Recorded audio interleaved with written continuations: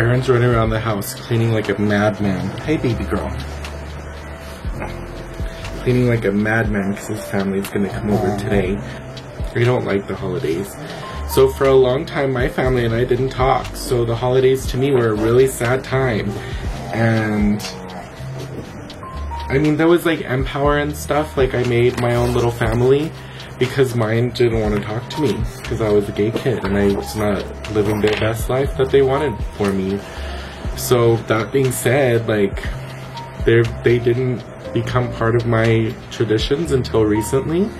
And I feel like it's all fake because I don't really like holiday stuff now because of them. It's just not something I like to do anymore. And I kind of get like resentful or like jealous that Erin still has that.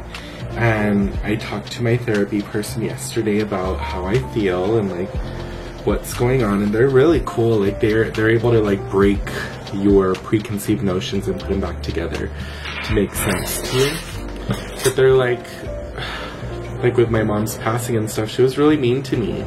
So it was like, I wasn't happy she passed on. It was just more like, okay, now no one can hurt me. And then I was telling him like I feel like I should feel more sad, like my family's super sad and having a hard time. And he's like, well, it doesn't seem like she was really nice to you and that you guys had a good relationship. So maybe what you feel like, you're feeling guilty about it, but you shouldn't feel guilty about it because you guys didn't have a good relationship. You might be wanting to mourn the loss of the ability to gain a better relationship with your mom, and that might be what you need to mourn. And I'm like, you know what, that's right. And I kept going, and then I get all kinds of like hot and chills all over my body. I was like, oh God, is this Corona? Is this happening now? But like, it was really interesting. Okay, before everyone thinks I'm a monster, I went to therapy through my work when I worked at Hewlett Packard to deal with my father-in-law's death, and it was like triggering a bunch of anxiety attacks. And the reason I went is because I wanted to be able to better survive my anxiety attacks. I had like 10 grand that I had to pay off because I kept getting taken to the emergency room for anxiety attack that triggered a migraine. So I couldn't talk, couldn't breathe, chest pain, tingly arms and toes, and I couldn't, like, I had processing issues. Like, it's like the perfect storm, and it's not anything you ever want to have happen to in your whole life. So like after that happened a lot when I was little, I went to neurology. They couldn't figure it out. I finally went to this grandpa doctor through, it was not First Nations, it's like First Choice, I think it is. It's like where poor people go because I had no insurance. So I went and he's like, oh, it sounds like you're having tension headaches. And I was like, well, I don't know. And he's like, do you see little squiggles? And I was like, yeah. And then I feel like I can smell everything and everything gets super bright. So he's like, oh, it sounds like maybe you're having migraines. And I was like, yeah, that's what they said too. But because it passes and it acts like a stroke, they said probably not. And he like described mine so perfectly. Like, he's like, no, these are something called hemiplegic migraines, and you don't ever see them. They're like in a book, but you never see them in real life. So you're a very strange case. And I was like, why? And he's like, well, they mimic strokes, and sometimes they can jump your sulcus or whatever, this fulcrus, whatever this thing in the middle. And that's why you lose control over the right side of your body. You can't move, you freak out, you have another anxiety attack. It jumps, you get this part of your body back, but then this part of your body is affected. So like slump, like stroke.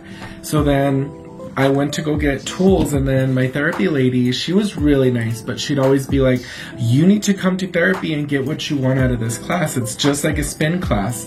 Because at that time I was working out a whole lot. And she's like, you have to think about what you want to come in for because we only have an hour.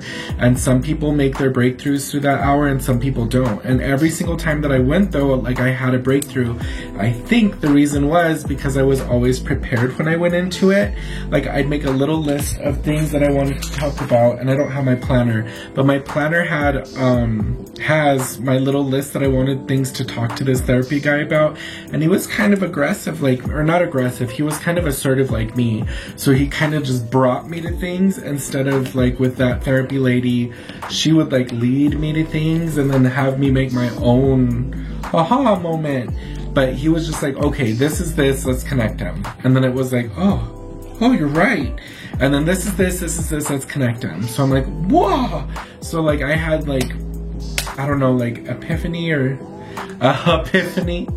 I had epiphany after epiphany. Like I was spent once I got done with it. Like I felt like I was drunk at work. Like I was all tingly. Like I was like, and I wasn't sure if it was the vaccine or what was going on, but that's why I feel like I got so much out of this therapy session and we only spent like maybe 50 minutes together. The last 10 minutes we were just talking about like nothing.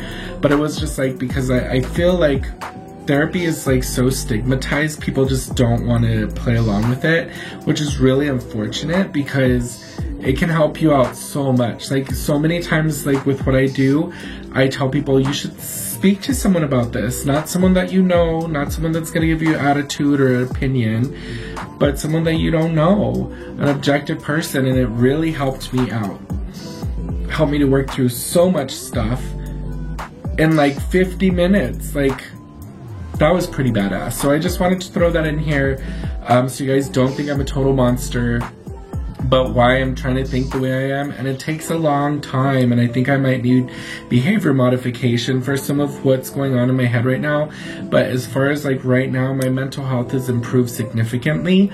I can do my cat face again. Like life doesn't seem so scary. Like we had things that I've been freaking out about, like putting stuff together, putting shelves up, doing all this stuff that really stresses me out. I've had a couple of those today that I did, little projects, and I didn't freak out. Like I had enough capacity. I think of life as every day is like a cup, and I've been at the very brim of the cup recently and freaking out about everything.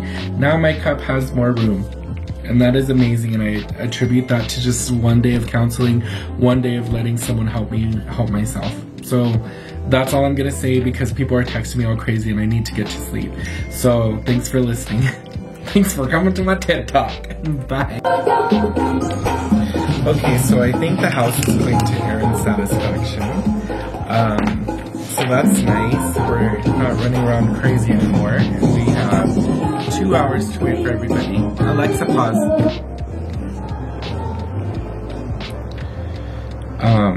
So we got everything ready. I guess we gotta start heating up food for lunch. So that'll be something on the horizon. I got this cup lid. I don't think it goes to Yeti, but it's pretty yummy. It's amazing. It's like insulated, and the straw's made out of rubber. I don't know, it's not a review right now. But yeah, so lunch will be okay. And then I don't know what else we were supposed to do because today was our day to go to the Best Buy and buy washer and dryer. So I don't know what else we're gonna do today. Maybe go move the washer and dryer from the shed at the old house to the new house, or the newer room. I have no idea what's gonna happen, but it's gonna be something. Anyway, okay, see you later.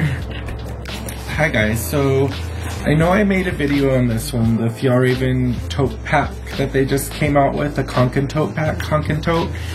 The one with the straps and stuff. So I think if we can get one of my videos to over 100 views, which is a ton for me, unless they're review videos, if we can do that, I'm gonna do a giveaway and ship this to one of you guys. I was gonna put it on Poshmark, but I think if we do like a video thing, and then we'll figure it out. But I think that, because this is just too small for me, like I can't fit any of my work stuff in it. And I don't want to just throw it away or like sell it on Poshmark. So I think what I'm going to do is go ahead and do a giveaway. Let me know in the comments what you guys think. Thanks. Okay, we did it. Everyone was super safe and socially distanced. It was really nice. Kind of awkward for the eating stuff because we were kind of far apart. But pretty cool. Pretty cool.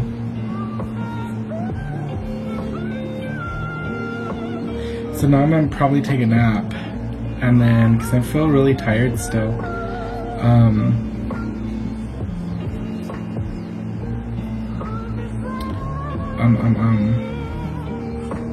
Maybe this is the vaccine exhaustion or vaccine tiredness or whatever they were saying.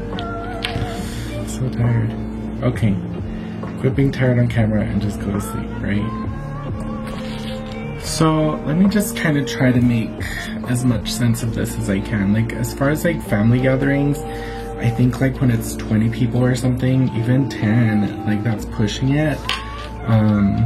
Because I know some people have big families and they talk about that every time they do like an update for coronavirus, they talk about stuff like that. Because we do come from Hispanic families that are really big, and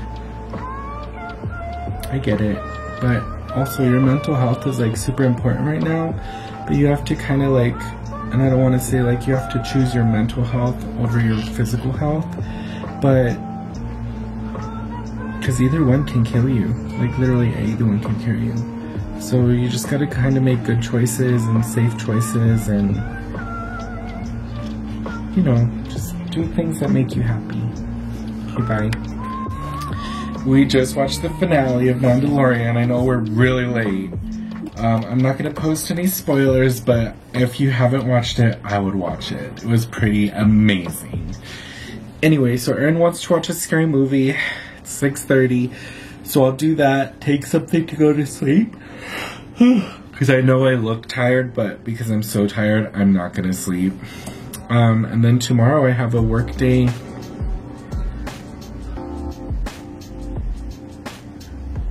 (7 to 7:30) in Maine. We'll see what that looks like. Sundays aren't usually so bad, but you never know. You just never know.